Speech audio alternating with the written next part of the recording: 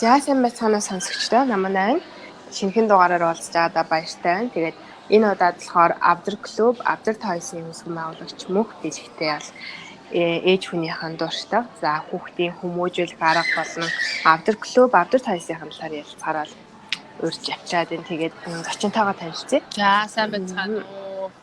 Өөрийнхөө подкастт орж оролцуулсан баярлалаа. Намайг мөнх бэлэг гэдэг. Одоо нэг хүүгийн ээж. Тэгээд бүгд амьдхтад ард улсад амьдардаг. Тэнцэнээс ажиллаа хийгээд Авдар клубын хаяг хөтлөд явдаг байгаа. Өөрөө яг мэргэжил ажлынхаа бас танилцуулаад хүмүүс яг Авдар клубээр нь мэдхээс биш яг хувь хүний чинь хувьд бас сайн мэдхгүй бах тий. За би 10 жилийн 2006 онд төгсөөд тэгээд хятад руу суралцахаар явсан. Тэгээд тэнцээ би архитектурын мэргэжлээр суралцаад 2013 онд төгссөн байгаа. Тэгээд төгснөхийн дараа мэргэжлээрээ харахад ажиллаж амжаагүй байж байгаад ээж болсон. Тийм тэгээд одоо тэнцээ ажил өөрөө хуваараа л юм хийж байгаа гэсэн үг л дээ. Ерөнхийдөө одоо миний хамгийн гол хийдэг ажил маань манай тоглоом. За тэгэхээр яг Авдар клубын талаар бас бид нарт ярьж өгөөч. Анх яг ямар сэтлэр яагаад Авдар клубыг нээжсэн те яг ямар зорилготой байлаа те бас мэдэхгүй байж нэрэж магадгүй. За анх жирэмсэн болоод ерөнхийдөө би нөгөө жирэмсэн болоод тэгэл шууд нэг анхны жирэмс болохоор айгу мэдээж анхааралтай хандж байгаа тэгэл айгу мэдээлэл уншин тэгээд миний ихэнх мэдээллийн их сурвалжууд орос хэл дээр байсан. Монгол хэлээр уншия гэхэлэр надад ерөөсөө бараг олдоц айгу юм уу нэгдүгээрт хоёрдугаарт олдож байгаа хэдэн нийтлүүд нь одоо хоорондоо айгу ижилхэн утга агуулгаараа тэгээд ерөөсөө цаашлаа дараа нь ээж усныхаа дараа судалж яхад ингээд ямар ч чанартайгаас гадна агуулга нь сонирхолтойгоос гадна одоо ингээд харахад бас тийм урамтай контент байхгүй юмсаа санагддаг байсан.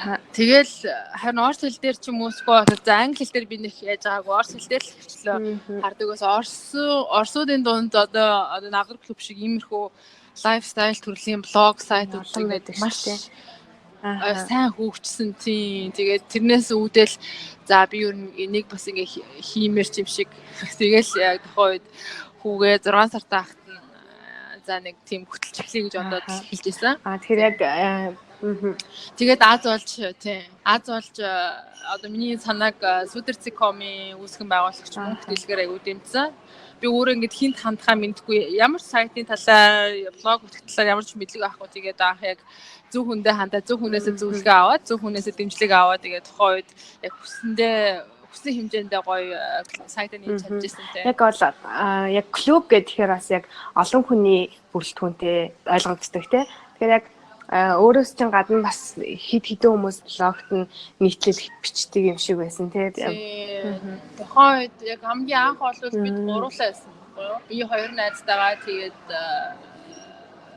гурлаа нэг нь голчлон би бичээд тэгээд миний бичсэн зүйлс дээр хачирлаад ч юм уусгүй бол одоо юу хийгээд засварлаад тэгээ сүүл рүүгээ уг нь клуб гэдгийг ямар зорилготойгоор клуб гэж нэрлсэн бэ гэхээр яг тухайн үед би анх энэ сайтыг цаашдаа яаж хөгжүүлэх үү хэр том хэмжээний төсөл одоо прожект болох уу гэдгийг би бодоогүй л байсан л та. Гэхдээ яг зүгээр дотроо хэрвээ ингээд би Монгол очиж амьдраад ингээд яах юм бол энийгээ бүр ингээд яг жинхнээс тийм офлайн клуб болтлоо хөгжүүлэх юмсан л гэсэн мөрөөдөлтэй байсан. Тийм. Гэтэ яг тэгээ тэр минь биглээгүй ч гэсэндээ ерөнхийдөө нэг тийм хүрээлэл маягийн клуб маягийн зүйл үүсгэсэн юм шиг бас санагддаг тийм. Одоо яг клубийнх нь үйл ажиллагаа яаж явж байгаа вэ? Яг өөрөө дангаараа хөтлөөл явж байгаа юу?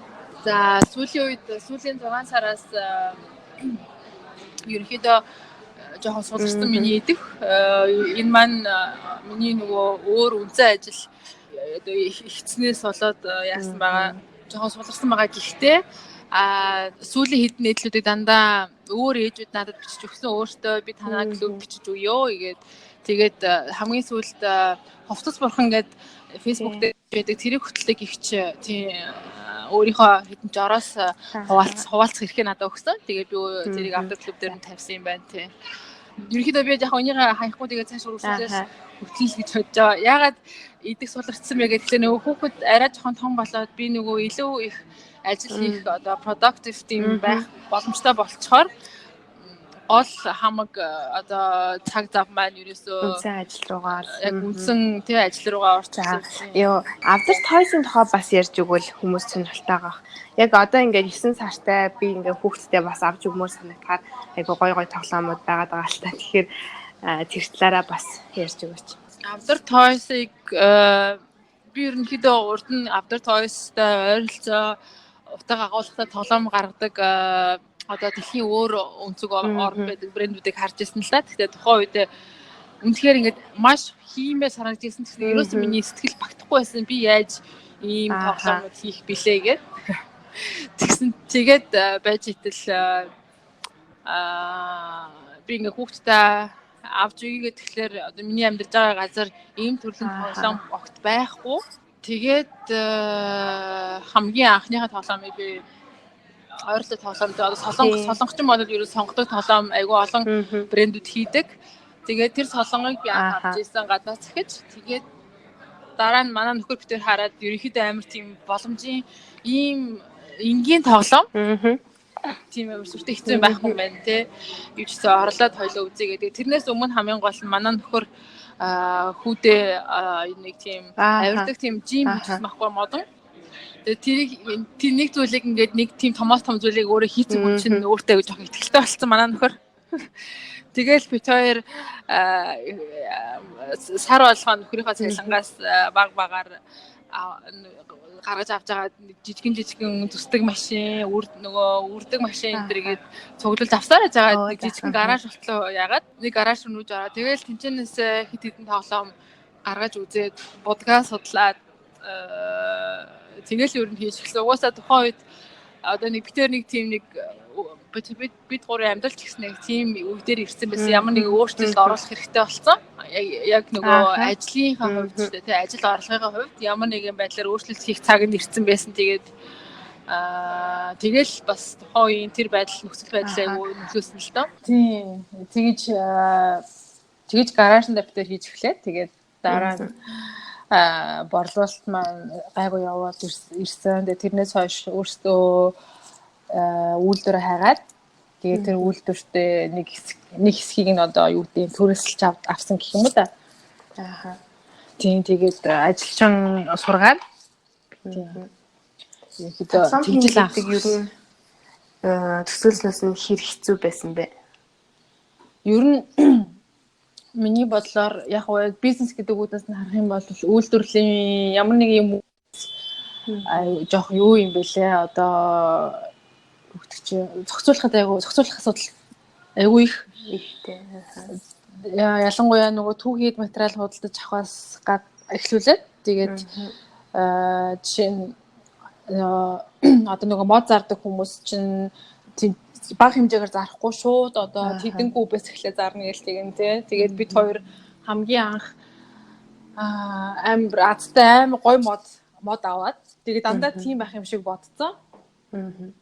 Тэгсэн чинь тэгээд тийм байдгүй юм бэлээ. Дараа нь амар хүмүүс хөлөгтүүлсэн. Ерөнхийдөө түүхийд энэ тэндээс айгүй олон хүмүүстэй тэгэж одоо бараа материал солилцох ажил хийдэг болохоор айгүй болгоомжтой байхгүй болвол тийм. Тоглоомынхаа түүхийдийн талаар бас яг энэ ярьсан дээр ярил тийм. Энэ чинь хүүхдийн тоглох зүйл гэдэг утгаараа эрүүл байх хэрэгтэй гэж яригддаг штеп. За бид нэр тоглоомынхаа модыг одоо бидний хийдэг тоглоомыг зөвхөн одоо энэ төрлийн бидний одоо ашигладаг энэ модоор хийхэд хамгийн тохиромжтой. За энэ модны нэрийг би монголоор хит хитүүдээр орчуулахад хоёуланд нь даалдуу мод гэж гарч ирж байсан хитүүдээр орчуулахад тэгээд энэ мод маань болохоор Оросд болон Европ ургад юм байлээ. За тэгээд бид хоёрын хамгийн ойрхон газар бол мэдээж Орос бид хоёр хиттийн одоо Оростой хэлдэг хиттийн хот дээр очоод тэнцэнээс мод бэлтгэдэг хүмүүстэй уулзаад тэгээд тэр модоо Оросоос авчирж байгаа. Тийм. За будгийн ямар. За будгийн хувьд болохоор Германы Германд үйлдвэрлэдэг.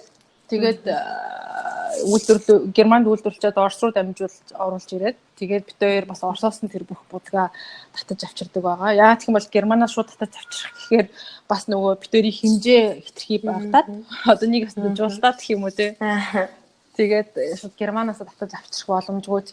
Тэгээд Оросоос нь бид хоёр аль биесныхаа нөгөө борлуулдаг хүмүүсээс нь авдаг байгаа. Тэгээд энэ будаг маань болохоор дэлхийн хамгийн эко 5 шилдэг будгийн нэгт орд юм байлээ. Тийм ерөнхийдөө манай түүхий дүүртэг жоохон өндөртэй. Тийм учраас одоо манай тоглоомын үн ч гэсэндээ дунджаас дээгүүр үнэтэй байгаад идэг л та тийм. Тэгэхээр бас сонирхож байгаа ээжүүд байвал хүүхдэрээ тоглуулахад ам хамар одоо амдаа хийдэг ч хүүхд. Тэгэхэд бол ямар ч одоо хоргүй, эрүүл гэж ойлгох юм шиг тийм.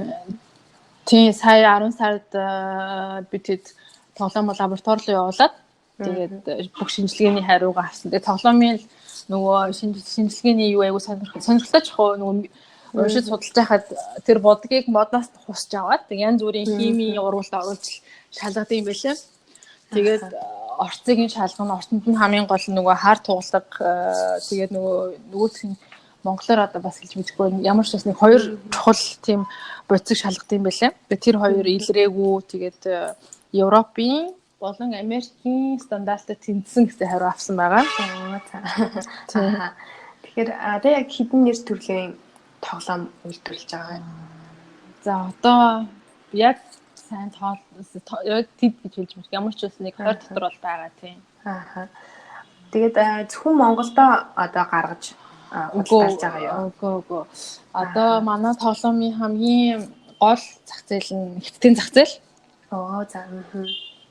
Тэгээд ерөнхийдөө Солонгос руу хэд удаа гаргаж үтсэн байгаа. Тэгээд одоо энэ жилээс бид хоёр ингээд тоглоомоо хийж явах процесст энэ чинь зүгээр л нөгөө гараж нь байж байгаа. Дараа нь гаражнаас нэг жижиг үйлдвэрлэл шилжсэн тийм хэлбэртэй байж байгаа. Дараа нь нөгөө борлуулалт эхлээд ирэхээр ялцчихгүй бид нарт ингээд албан ёсны бичиг баримт хэрэгтэй болсон. Тэгээд сая шинжилээс өмнө одоо түрүү чи намар л гэсэн үг юм байна л та. Намар бид хоёр компани байгуулаад. Тэгээд компани байгуулаад тийм. Тэгээд нөгөө хятадын сайтууд дээр нь албан ёсоо бүртгүүлээ. Тэгжиж тоглоомынхаа борлуулалтыг айгүйх гаргасан. Өндөрт одоо айгүйх одоо борлуулалтаа сайжруулсан. Тэгээд тэрнийхээ хажуугаар бас борлуулалт юугаа амжихгүй л байгаа. Одоо нөгөө зах зээлээ хангаж амжихгүй. Тэгээд дээрээс нь Солонгос руу бас хүмүүс нэг удаа авахд айгүй хэмжээгээр авааддаг болохоор ерөөдөө энэ жилээс энэ одоо үйлдвэрлэлтэд илүү докторжуулах зорилготой байгаа. Хангаж чадахгүй юм гэхээр төсөөснөөс бол хамаагүй илүү одоо эрэлттэйсэн байх нь шүү дээ. Тийм яагаад гэх юм бол одоо ерөнхийдөө ингээ анзаараад байхад дэлхийд даяар ерөнхийдөө иймэрхүү төрлийн тоглоомын тренд айгүйх одоо явж байгаа байхгүй юу? Тийм. Одоо хүмүүс эцэг эхчүүд өөрсдөө ч гэсэн ойлгочлаа л да. Яагаад гэх юм бол хүүхдийн сэтгэл зүйчээр хүүхдийн мэдрэлийн эмчнэр айгүйх одоо судалгаагаар баталж байна. Хүүхдэд ингээд тим тоглоом ингэж нөлөөлөд байна, ийм тоглоом ингэж нөлөөлөд байна. Тэгээд судалгааны үр дүнд нь ямар үр дүн гарч байна гэхэлэр одоо ихвчлэн хэсэг айгүйх модонд орж исэн нөгөө дуутай чимээтэй, коноптой гэрэлтдэг одоо харахад ингээд маш ихээр хүүхдийг баясгаж байгаа тийм. Тийм тоглоомоор одоо тоглох нь илүү хүүхдэд сайн нөлөө өгөө баг үзүүлэлт юм байна. Тэгээд яг модон цэвэр байгалийн тэгээд одоо open ended гэж би хэлдэг нээлттэй төрлийн тоглоом ингээ хүүхдийг зөв нөлөөлдөг гэх мэтийн маш их судалгаа явагдаж байгаа учраас одоо дэлхийд ийм тренд гараад байгаа.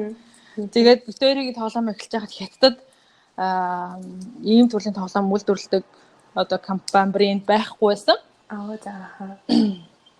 Тэгээ тийм болохоор хятадч их нэмдэж өөрсдөө бас дэлхийн тэндээс хоцрохгүй тийм энэ тэндээс ингээл хараал судлаад тэгээд тэр хэмжээгээр хүүхдийнхаа тэр хэрэгцээг хангахын тулд өөрсдөө хайж судлаа. Тэгээ биднийг хайж болж байгаа хүмүүс маш их байгаа учраас ерөөсөө одоохондоо сайн 100% бол зах зээлийг нь хангаж чадахгүй байгаа.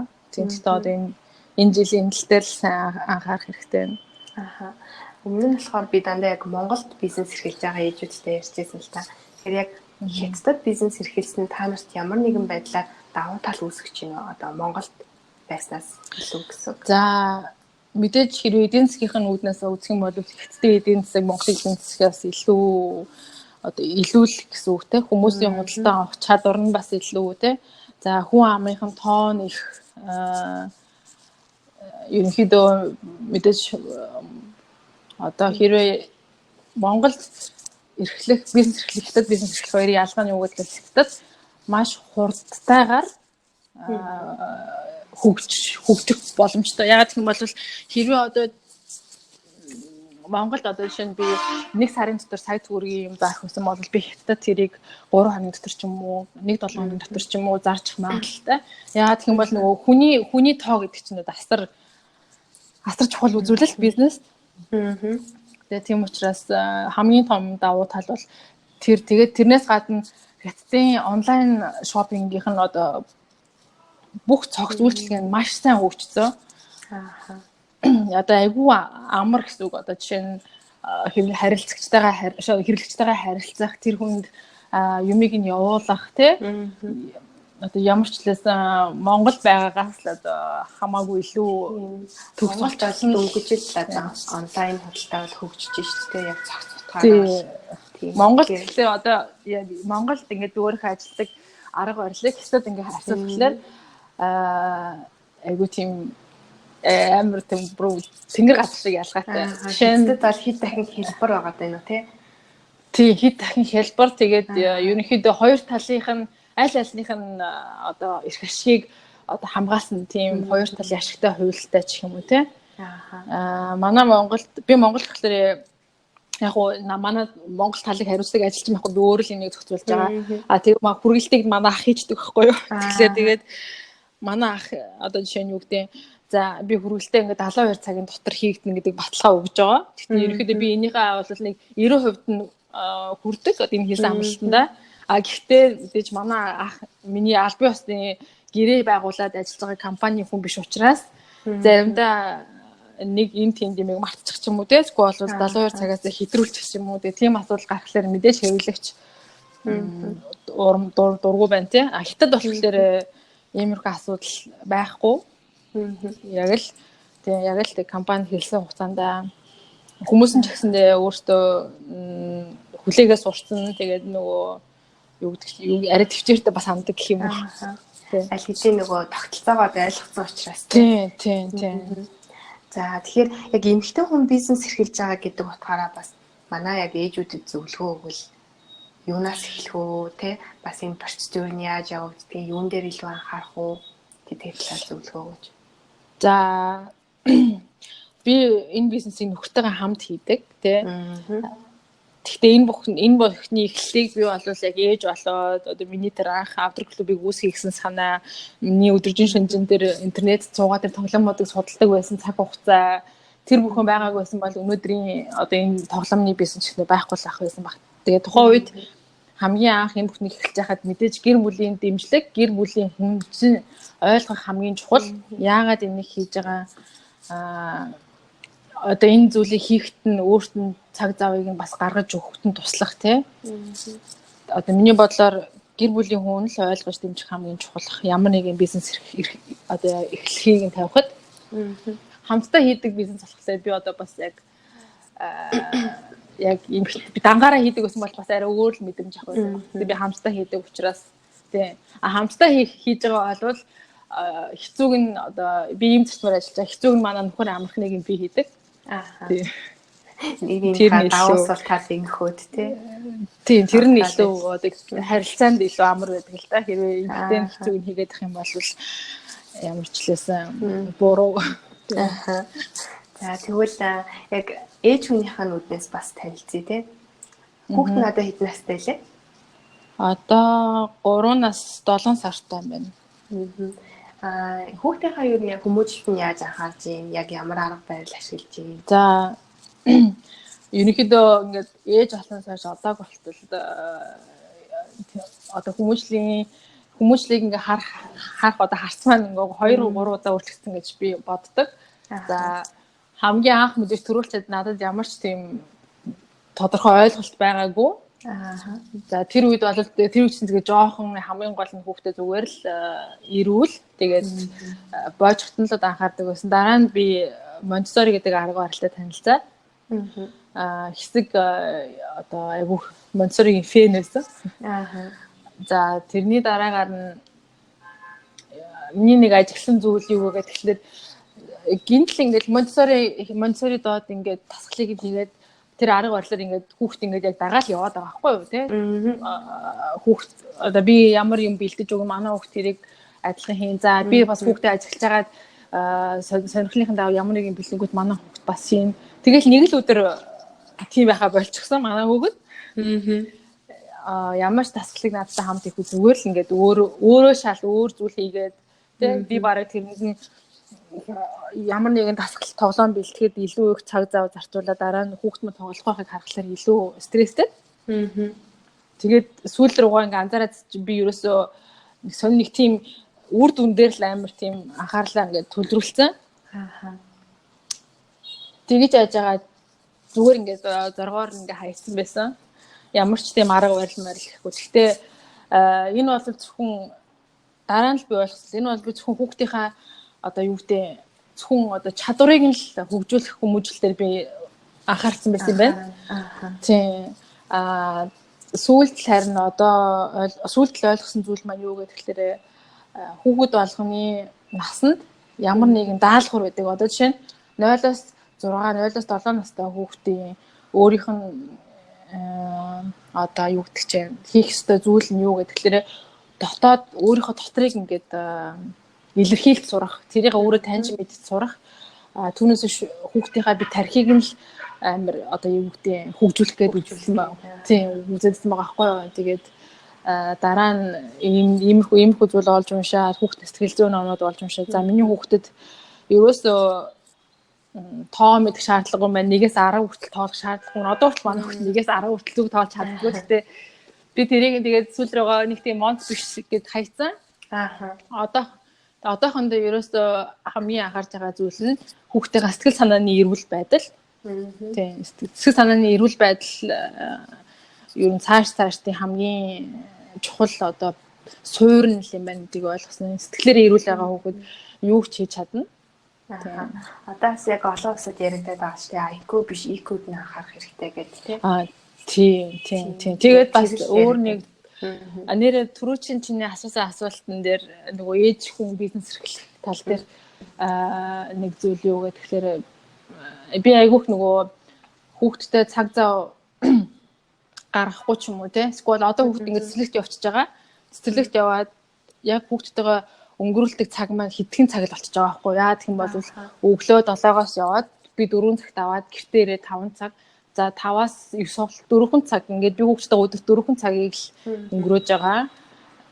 Тэгэхээр нөгөө юу заримдаа ингээд за би хүүхдтэйгээ ингээд юм хийхгүй байна да ч гэдэг юм уу те. Айгүйх шаналх үе байдаг.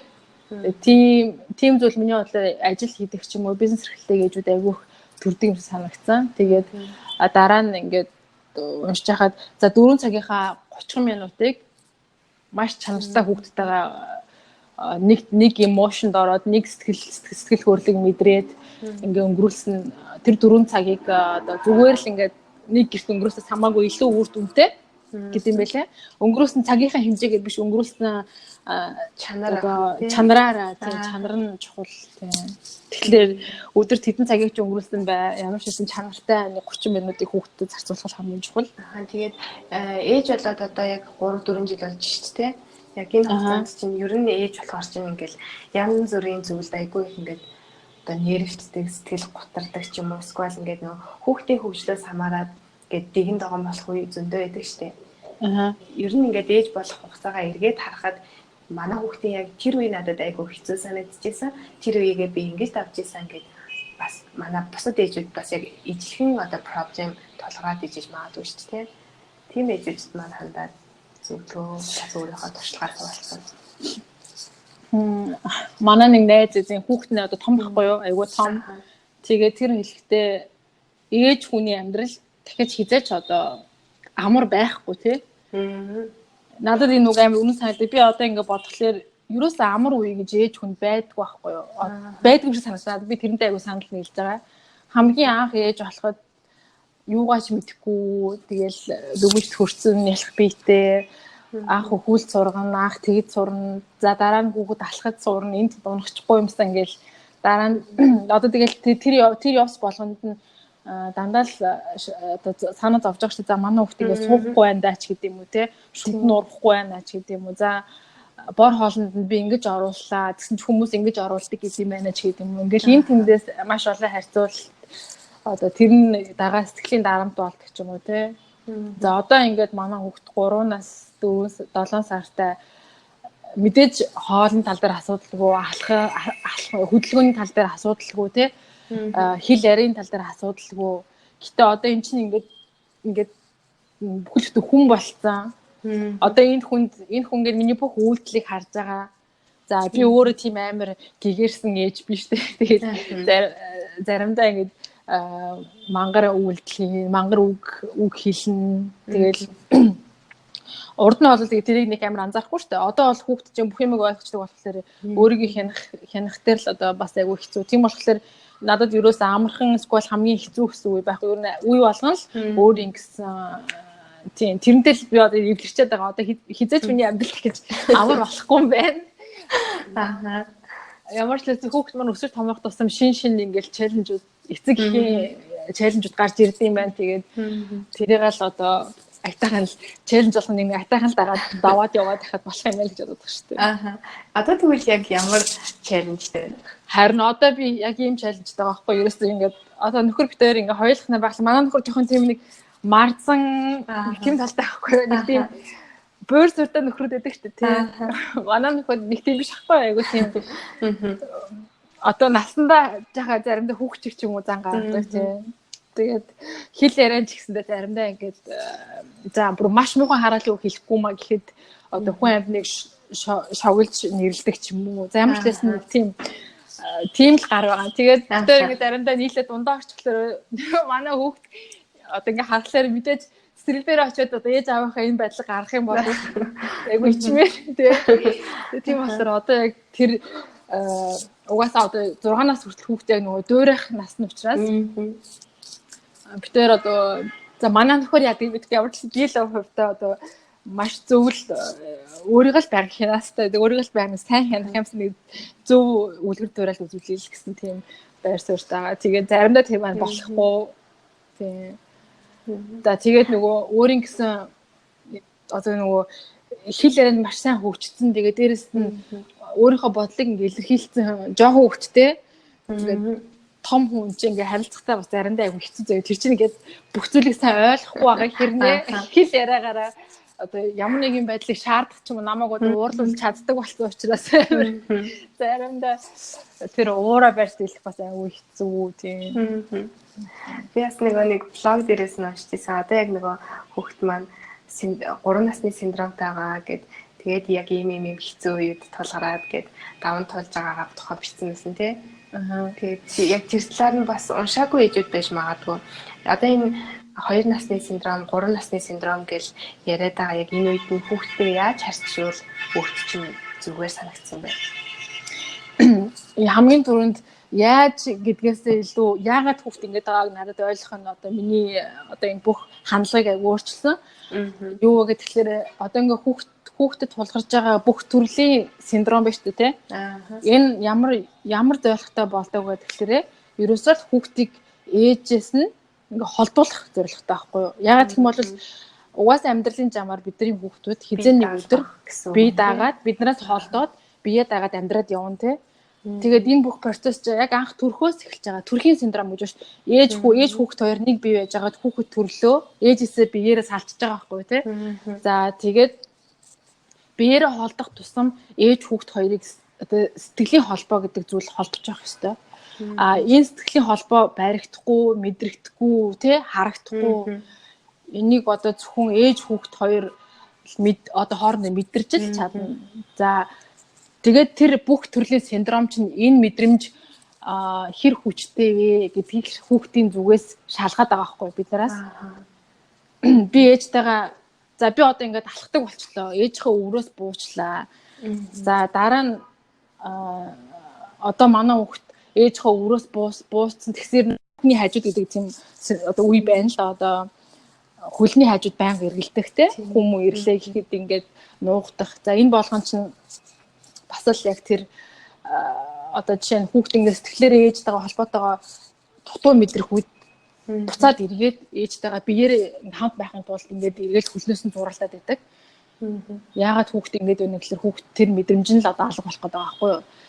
Тийм учраас синдром болгоныг одоо тэгжил харах хэрэгтэй. Би энэ синдромыг хүүхдийнхаа тэр хүүхэд ээж хоёрын сэтгэлийн холбоог сэв суулгахгүй тул би өөрөө яах ёстой вэ гэдгийг ээж болгон хэрвээ сайн бодох юм бол мэдж байгаа байхгүй мэддэг тийм болохоор одоо эн чинь 3 насны синдром гэдэг хүүхэд биднийг шалгаж ин дараа нь 7 настай үед хүүхд сургуульд ороод бидний хараанаас ингээд гарчиж байгаа байхгүй бүр ингээд тий хүүхэд сургууль дээр ээж нь ажил дээр тэгэхээр тэр хоёрыг холбож байгаа ганцхан хамгийн үн цэнтэй тэр мэдрэмж бол одоо сэтгэлээрээ л ээжтэйгээ холбоотой гэдгийг хүүхд заавал мэдрэх ёстой.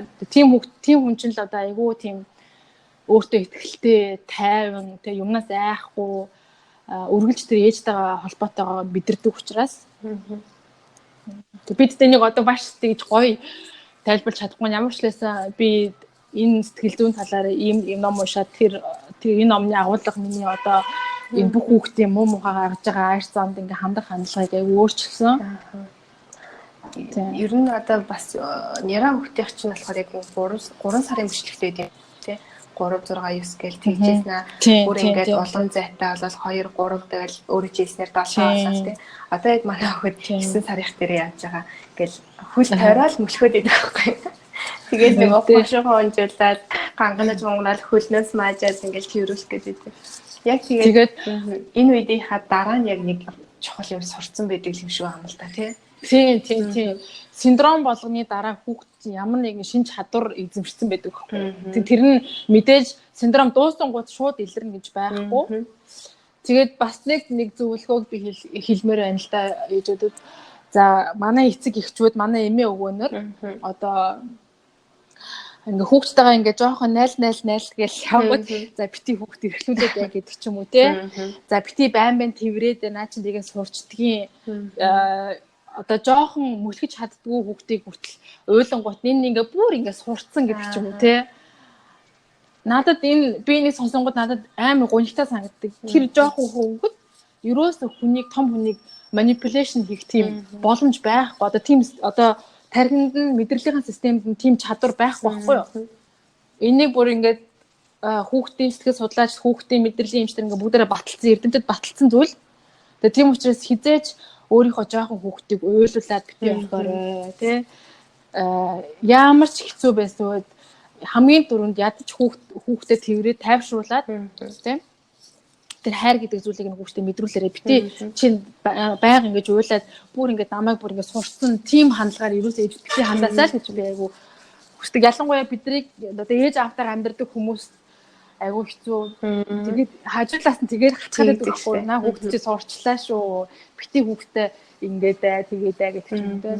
Тэр бол ялангуяа 3 нас хүртэлх юу хүүхдийн одоо тэр янз бүрийн хямрал тэр уйлахаа байдалд нь ерөнхийдөө аль болох төвчээртэй аль болох хүүхдэд тайвшруулж уур уцаараар биш одоо зүгээр тайван байдлаар хэлж ярилцаж ойлголцохыг хичээж байгаарай л гэж үзлээ.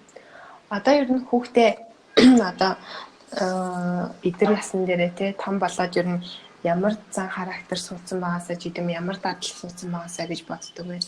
Одооноос яг тэрийгээ бас ингээд суулгаад явж байгаа бах тий.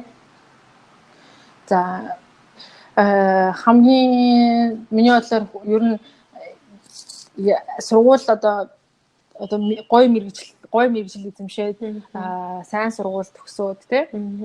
Тэрнээсээ илүү би хүүхдээ ганцаараа байхдаа ч гэсэн ингээд өөрөө өөртөөгөө байхдаа ч гэсэндээ тийм тайван амар амгалан ад жаргалыг мэдэрч чаддаг л хүн байгаасаа гэж хүсэж байна. Түүнээс биш одоо ч гэсэн би өөрийнхөө ингээд бараг 30 насны дээр би сургууль мэдээж надад сургууль соёл зөндөө зүйлийг өгсөн. Гэхдээ сургууль соёл мэдлэгээс илүү хүний тэр өөрийнхөө дотоод сэтгэлтэй ингээ харьцаж чадаад өөрийгөө ойлгож чадаад одоо тэр нэг сэтгэлд одоо сэтгэлийн тэнхээтэй тий сэтгэлийн тэнхээ гэдэг юм чинь яг л гэр бүлийн хүмүүжлээс олж авдаг зүйл тэр зүйл нь л ингээ сайн бат бих байгаасаа л гэж хүсэж байна. Тийм байхад хүн өөрөө хаана юу хийгээ мэднэ, яаж амьдрахаа мэднэ, за хэрэг хэмжээний мөнгө хэрэгтэйгээ мэднэ тий ямар хүнтэй найзлах уу, ямар хүнтэй гэр бүл болох уу гэдгээ мэднэ. Ямар ч өөрийнхөө дотоод сэтгэлийг сайн харж чаддаг, ойлгож чаддаг. Тийм л чадвар эзэмшээсэй гэж хамгийн өдөр нь хүсдэг. Тэхийн тулд одоо нас яаж хичээх вэ?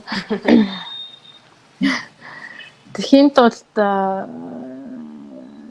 за одоо би болохоор юунд бас нэг найдаж байгаа гэхээр би сургуулийн системд өөрийнхөө одоо яг судлаад хүүхдэд зориулж судалж байгаа тэр сургуулийн системд бас итгэдэг.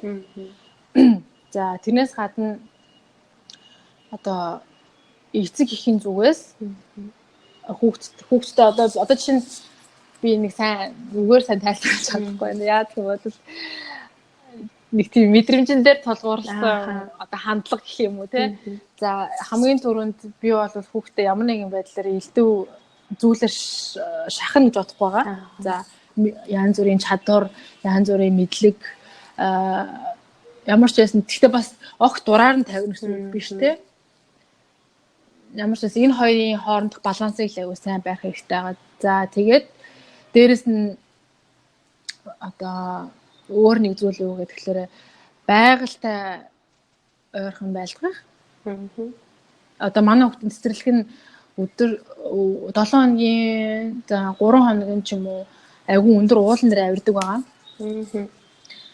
Тэгээд ерөнхийдөө одоо энэ сонгосон цэцэрлэг маань бас хүүхдэд маань тэр чадварыг суулгаж өгөх болов уу гэж бас бодож байгаа. Тийм. Гадны аль нэг оронд амьдардаг хүмүүс чинь хүүхдийнхаа нөгөө монгол хэлийг яах вэ гэдэг асуудал их тулгардаг юм шиг байна л те. Тэгэхээр яг өөрөө энэ дээр яг ямар арга барил ашиглаж байна. За энэ нь бол айгүй одоо хүмүүсийн үүднээс айгүй жоохон шүүмжлэлтэй сэдвэлтэй. Би энэ тал дээр ямар нэг арга барил ашиглаад хичээдэг гэж би хэлэхгүй. Яагаад гэх юм бол би өөрөө монгол хэлээр бараг ярьдгүй. Гэртээ яагаад гэвэл би нөхөртөөгөө байнга орсоор ярьцдаг. За гэрт маань өөр монголоор ярьдаг хүн байхгүй. Тэгээд манай яг хүүхдтэйгээ би ингээд мэдээж эхлээд ингээд монгол хэлээр ярьдаг байж агаад. Яагаад ч юм нөгөө нэг одоо юу ч хэлэх юм бэ. За зүгээр яг үнээр нь хэлэхэд би өөрөө ингээд хүүхдтэйгээ монгол хэлээр ярьхлаар надад нэг тийм жоохон ив хавгүй санагддаг гэсэн байхгүй юу? Яа гэх юм бол би ингээд бүх мэдээлэл бүх миний өдөр тутмын бүх амьдралын харилцаа, уншиж байгаа ном ингээд бүх юм орцолтой учраас би өөрөө ингээд цаанаасаа орсоор ингээд сэтгэхэд миний ингээд бүх ингээд дотор явж байгаа бодлоо ч гэсэн ингээд орц болчихлоор би яг л тэр байгаа байдлаараа л ингээд хүүхдтэйгээ хандхлаар надад илүү тэр нь одоо байгалийн замаар юм шиг санагдаад. Тийм учраас би монгол хэлээр байнга ярьж байгаагүй хвчлэн орц хэлээр. За тэгэхээр манай хүүхэд монголоор бол ерөнхийдөө гайгүй ойлгоно. Гэтээ бол бараг хэр барыг ярихгүй. Тийм. Гэтээ яг би энийг шийдвэрлэж бодож байгаа. Яаж вэ гэхээр зуныхаа амралтыг Монголд илүү удаан хугацаагаар өнгөрөөх те. За бүр болохгүй бол Монголд хүүхдээ хагасчил сургуулийн цэцэрлэгт явуулдаг ч юм уу. Ямар нэгэн байдлаар ямар ч сан аварч үлснээ хийж байна. Тэгэхээр одоо яг өөрийн чинь тухайд бас ээж бизнес эрхэлж гин өөртөө яг яаж цаг гаргаж амжуулж гин хувь өөрийнхөө хөгжил дээр яаж анхаарч гин. За жишээлбэл одоо гэртээ суугаа ээжнэр маань байгаа штэ нялх хөгжтэй тий. Тэгэл яг ингээд нэг хоцрогдсон юм шиг мэдрэмж төрөөд байгаад тий тэрэндээ стресстэй байдаг. Тийм үедээ ер нь өөрийгөө хөгжүүлэхэд яаж анхаарч ирсэн бэ? За харин одоо миний тэр бүх одоо мэдрэмжийг дараад одоо миний тэр цангаж исэн нэг жоохон сошиал амьдрал руу цангаж исэн тэр зүйлийг хангасан зүйл маань болохоор одоо энэ миний блог байсан, автор клуб байсан. За бид нар ингээд өөрийгөө хөгжүүлэх цаг зав байхгүй гэж ярьдаг те завгүй хайм тийм байна. Үнэхээр бид нар тэгж амьдрдаг нэг үнэн. Гэхдээ яг л үйлдэл чухал тий. Яг яамаар байгаа, яг юугаа хөгжүүлнэ байгаа тэрэндээ л өөрөө үйлдэлээрээ цаг зав гаргаж Яг суулттай. шийдэлтэй зориглол. Яг шийдэл тийм. За би одоо гизээ арилгамаар юм гэвэл за өдөрт гизэндээ 30 минут л зарцуул. Тэр чинь зүгээр яг л нөгөө босоод хийх л зүйл ахгүй юу тий. Тийм. Ахаа. Тийм. Тэр хамгийн одоо юу гэдэг хамгийн хэцүү тий. За өөр одоо ер нь эмэгтэй хүнийхээ зүгээс ч юм уу ээж хүнийхээ за ээж хүний талаар зөндөө ярьсан чинь одоо яг эмэгтэй хүнийхээ зүгээс ээжүүд зөвлөмөр зүйл юу байна?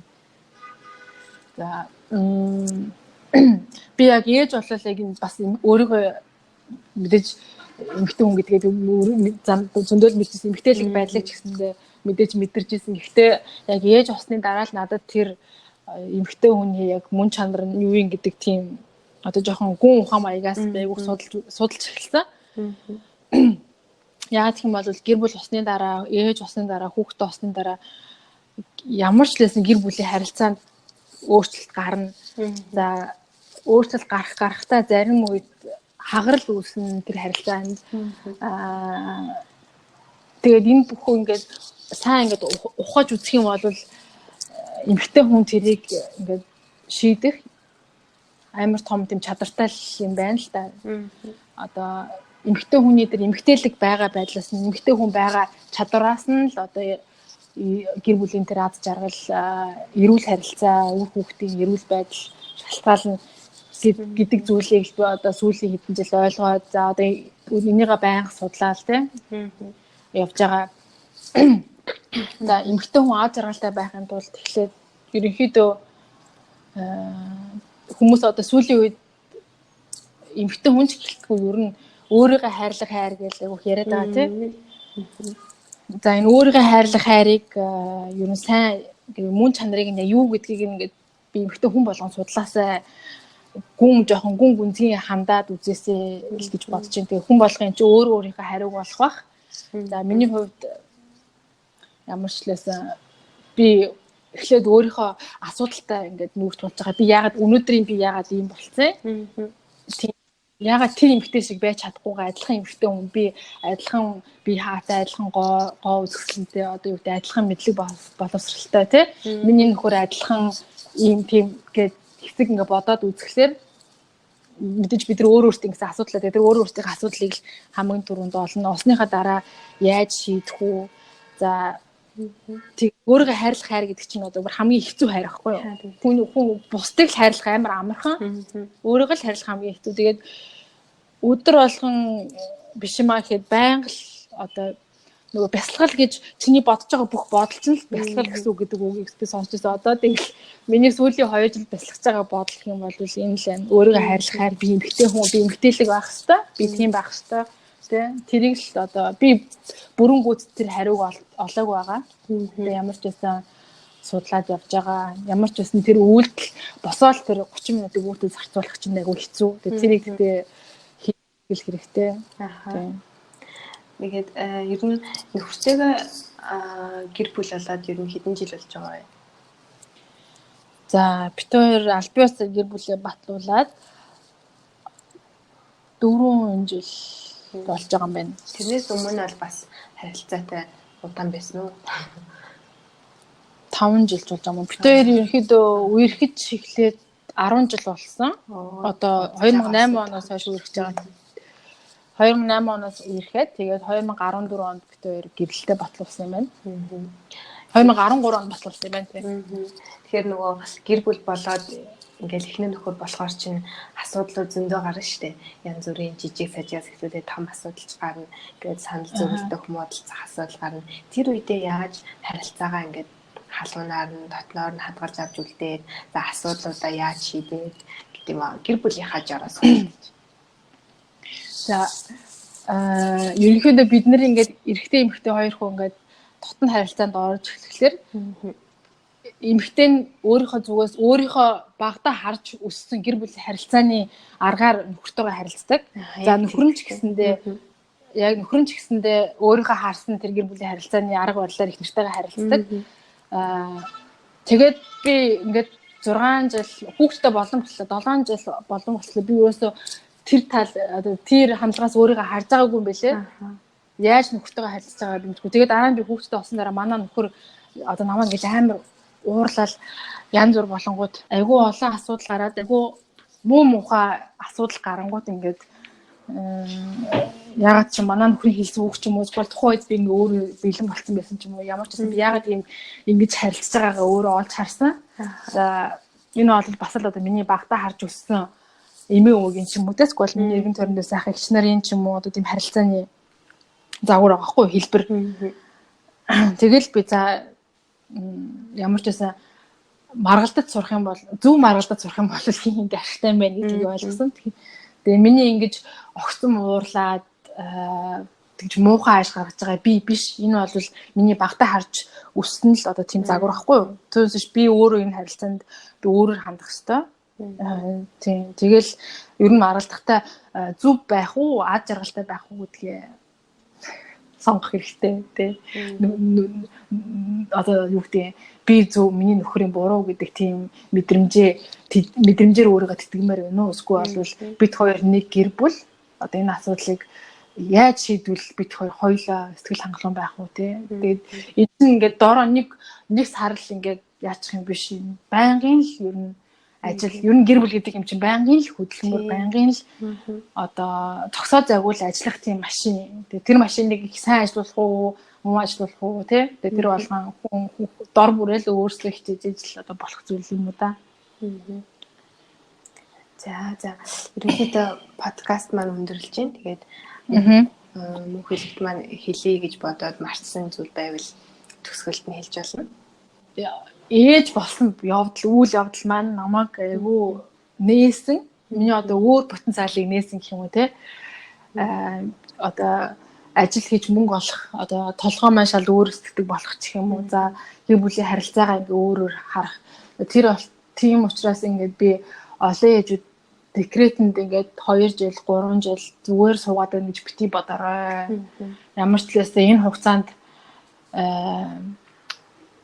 гэртээ ингээд хүн бид гэртээ суудаг гэдэг үг байдаг болохоос яг үнэндээ бид гэртээ зүгээр суудаг шүү дээ тий. Тэгээд тэрийг л одоо бити март тэгээд үргэлж одоо юу гэдэг энийг санаж одоо та нар зүгээр гэртээ суугаагүй ямар ч байсан маш том зүйл хийж байгаа. Бидний хүүхдэд ямар хүн болохоос одоо энэ улс орны нийгмийн эрүүл байдал чинь одоо шалтгаална тий. Тэгээд хүүхдтэй болсон ч гэсэндээ өөртөө хөгжүүлэхээсээ бас битгий. За тэгээд гэр бүлийнхаа хүмүүстэй тусламж авч сур. Одоо бид нар ингээд тусламж авахаас амар нэрлэх үү? Бид нар тэгээ хүмүүжүүлсэн. Бид нар ингээд нэг өдөр хүүхдээ одоо нэг 5 цаг орхио явуул муу аж болох гэдэг тийм биш. Хэрвээ аз жаргалтай гэр бүлд одоо тийм одоо юу гэдэг абсолют юм гэж байдгүй. Ээж л хүүхдээ хараад аав л мөнгө олоод байна гэсэн ойлголт байхгүй. Аль нь за би 50% гэж хэлэхгүй. Би бол гэр бүлийн 50% эрэгтэй эмэгтэй хүний итгэдэггүй одоо тэр оролцоонд хин юугаа илүү чадна тэр нь тэрийгээ илүү хийх хэрэгтэй. Тэгжиж энэ бүх зүйл чинь зөв ажиллана. Тийм учраас амралт хэрэгтэй бол амарч суур тий. Өөрийгөө дайчлах хэрэгтэй бол дайчил. Тэгээ тэр болгонд чинь харилцаа чухал. Нөхөртөөгөө сайн харилт, нөхрөөсөө тусламж гуй тий. Шаардах биш гуйх хэрэгтэй тий. Өөрөө чинь хэлсэн дээр бас нэмээд хэлгээд хүмүүс чинь яг анхны хөвтөрлөгдөг багс ээж болохоос айгүй их айдаг шүү дээ. Би яг ингээд нийгмээсээ тусгаарлагдаад хоцрогдчихно гэв. Тэгтэл яг үндэ ээж болохоор тухайн хүний амьдрал бүр орвонгоороо эргээд бүр илүү шат дахиад юм уу те тухайн хүний хувьд ч тэр амьдралын хувьд ч тэр шат дахиад илүү тийм гоё эргэж болж өгдөг шүү гэдгийг бас хэлмээр санагддаг. Яг уу бид нар ингээд өөрсдийнхөө өсөлтийг үнэлж байгаа хит хитэн одоо юу орон зайнууд байна л да. Ямар орон зайд үнэлж байгаагаас л болохгүй. Бид нар за хэрэв мөнгө карьерийн хувьд бол бид нар хэсэг хугацаанд дээр согсон байдалтай байна. Тэ харьяат байна. Гэхдээ өөртөөхөө ингээд дотоод сэтгэлтэй ингээд одоо би бол судаа өөрийгөө тэр тал дээр л айгу сайн яасан гэж бодож байгаа. Ээж осноос хойш одоо би өөрийнхөө сэтгэл зүйтэй сайн харилцаж сурсан. Тэгээ дотоод хүнтэйгээ харилцаж сурч чинь эн чинь өдөр болгон ажилдаа яваад ингээд мөнгө олж явах явцдаа хийж болох зүйл бас тий чадахгүй хэцүү тий. Яг нөгөө гэртээ сууж иж л Яг өөртөө харьцаж турж байгаа байхгүй тийм. Тийм учраас аль нэгэн төвшөнд ямар ч лсэн прогресс явагдаж байгаа тийм учраас тэрийг өөртөө сайн олж мэдэрээ. За маш их баярлалаа. За баярлалаа чамд амжилт хүсье. За баярлалаа. Сайхан яриа өрнүүллээ. Тэгээд сонсогчдоо дараагийн дугаараар ирээд уулзсан тур баяртай.